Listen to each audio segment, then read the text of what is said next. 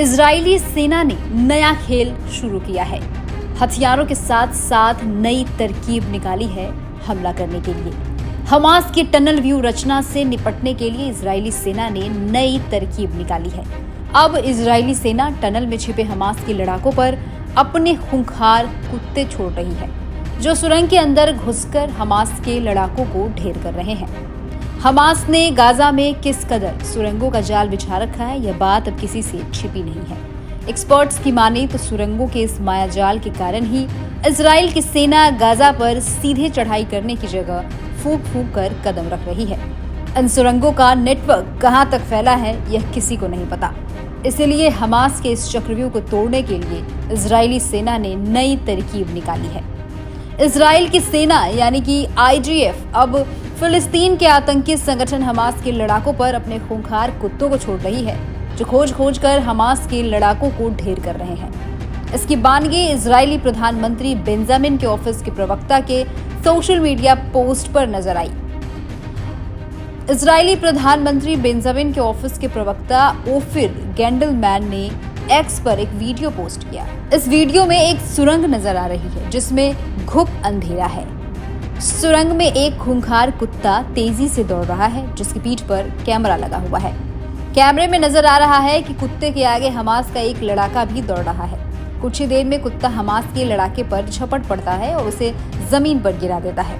Hamas का लड़ाका जोर जोर से मदद के लिए गुहार लगाता रहता है, लेकिन कुत्ता लगातार उसे काटता रहता है।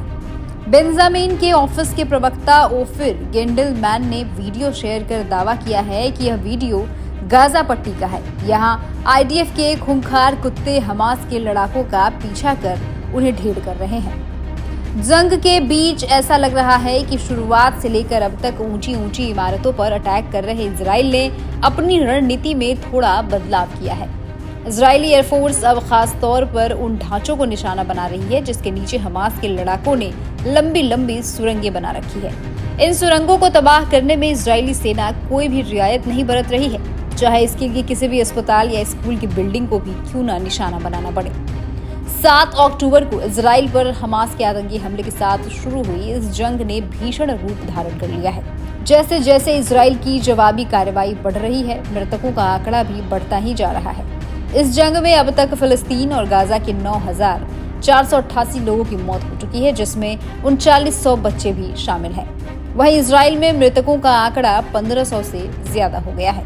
इस जंग को अंजाम तक पहुंचाने के लिए इजराइल की खुफिया और सुरक्षा एजेंसियों इंटेलिजेंस बैंक का इस्तेमाल कर रही हैं, जहां संभावित आतंकी टारगेट की डिटेल आर्टिफिशियल इंटेलिजेंस यानी कि AI जमा करता है।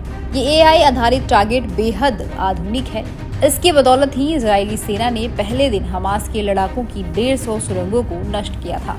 पिछले 1 महीने के युद्ध में इजराइल ने 90% टारगेट्स को AI और खुफिया जानकारियों के आधार पर ही नष्ट किया है। देश और दुनिया की तमाम खबरों के साथ बने रहने के लिए देखते रहिए सहारा समय डिजिटल।